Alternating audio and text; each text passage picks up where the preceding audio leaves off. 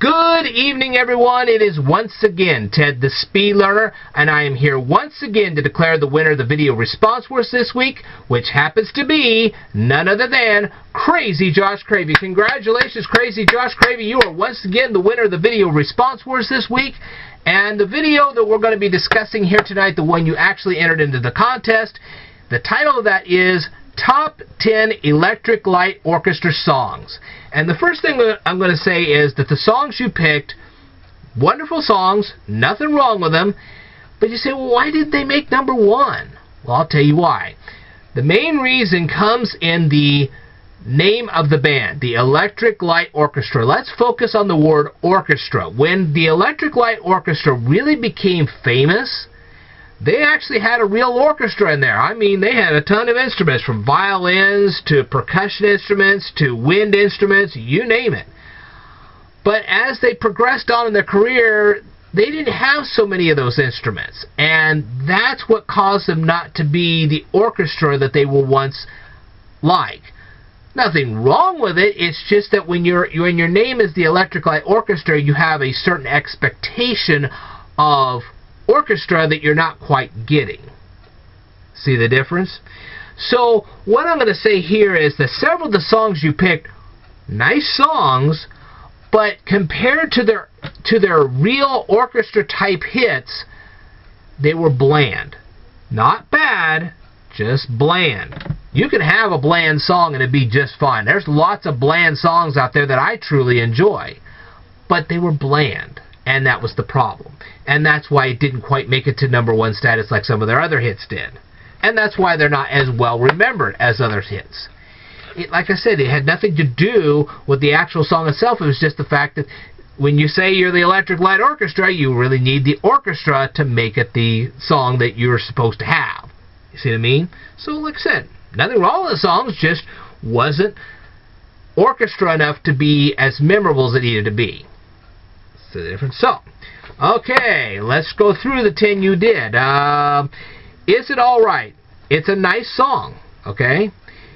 I don't think this particular song leads to an actual central point. And like I said, because that orchestra's not there as it was in some of the previous hits, it lacked what I call musical energy. It lacked that vibrance. It lacked that, oh my gosh, you got to hear this, man. It's like it fills up your body and your spirit with just this raw electrical energy.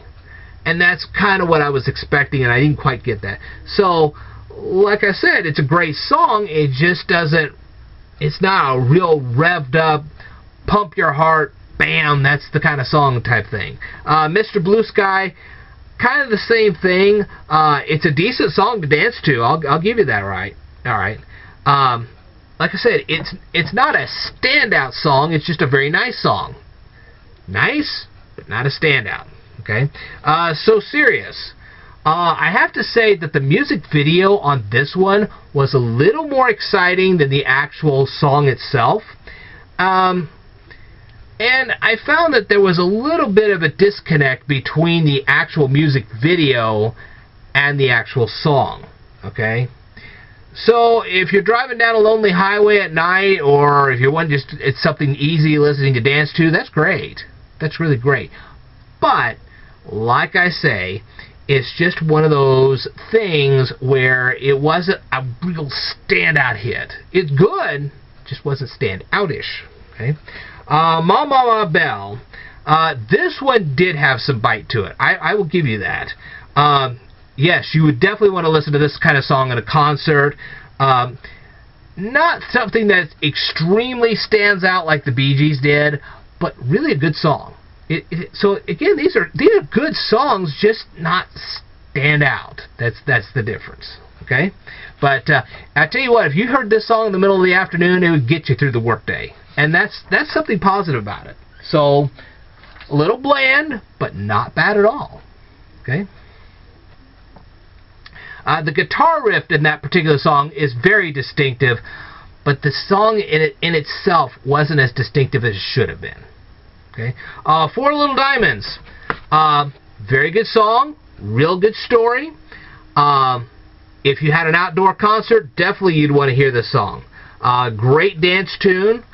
And in one way, it does suffer from the same thing that there was a Beatles song where they were having this disconcerted,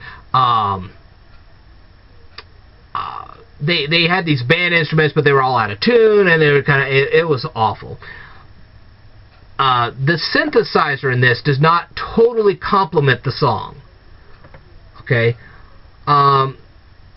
It almost seems to compete with the other instruments in the song, and that's not all good. But overall, the song is fine. Okay, it just has a little bit of a quirk there that needs to be fixed. But otherwise, it's okay. The song "All Right." This is another great outdoor song. If you're having an outdoor concert, this is definitely something you want to listen to. It has a good dance beat, not necessarily distinctive, but a good song. Do Ya? This particular song is very distinctive. This could be played anywhere, and it's great to dance to. I think that the song has been over-commercialized, okay, because a lot of commercials like to use this song, and no. But otherwise, it's a great song. So, okay. Don't Bring Me Down, one of the best hits that the Electric Light Orchestra ever put out. Very distinctive. If you were to go on the street and you were to say, have you ever heard Don't Bring Me Down? A lot of people, even if they're not from my era, would say, yes, I've heard that. And it's a good song. So definitely a good pick on that one there.